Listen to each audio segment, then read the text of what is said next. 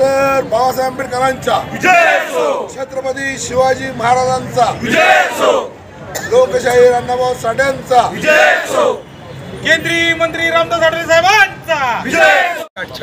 काय ना, आज लाडकी बहिणीला भेटायसाठी लाडका लाडके भाऊ येत आहेत आणि या लाडक्या भाऊंचं आणि महाराष्ट्राचे मुख्यमंत्री एकनाथ शिंदे साहेबांचं आणि त्यांच्यासोबत येणाऱ्या देवेंद्र फडणवीस आणि अजित पवार साहेबांचं आम्ही सातारा नगरीमध्ये स्वागत करतो.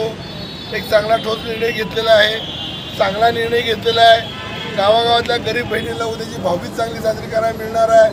पण दुःख या गोष्टीचं आहे की ही सत्ता आणण्यामध्ये ज्यांनी आपलं सर्वस्व पणाला लावलं त्या पक्षाचा विसर यांना पडलेला आहे आणि याचा निषेध करायला इथं आलेला आहे. खरं तर प्रत्येक निवडणुकीला पक्षाच्या कार्यकर्त्यांना बाजूला खुर्ची असते, मंत्र्यासोबत बसायला मिळतं, उमेदवारासोबत असतो.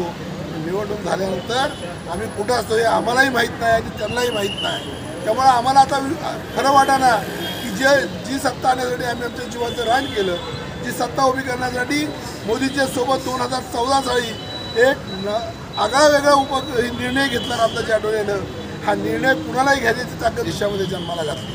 त्या रामदास आठवलेंचा विसर पडू लागलेला आहे, त्या रामदास आठवलेंच्या कार्यकर्त्याचा विसर पडू लागलेला आहे आणि याचाच निषेध म्हणून आम्ही इकडे आलेलो आहोत.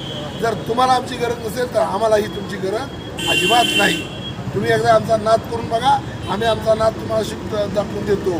त्यामुळं या पुढच्या काळामध्ये आम्ही तुमच्यासोबत राहायचं का नाही तुम्ही ठरवायचं, आम्ही नाही.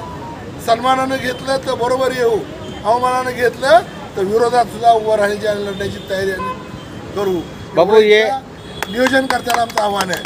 बाबू, अशा घटना ह्याच्या आधी सुद्धा वारंवार घडलेल्या आहे.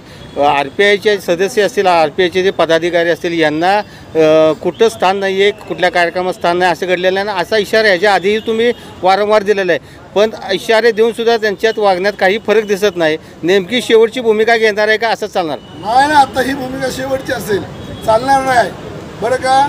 विचारपूर्वक आम्ही सत्तेतले असो, मेजॉरिटीनं आमचे नेते रामदासजी आठवले साहेब आहेत. बाबासाहेब आंबेडकर आमचा श्वास आहे आणि बाबासाहेब आंबेडकरांच्या शिकवणी शिकलेला आणि तो कार्यकर्ता आहे, जो मावळा आहे, तो मावळा योग्य वेळी योग्य निर्णय घेतो.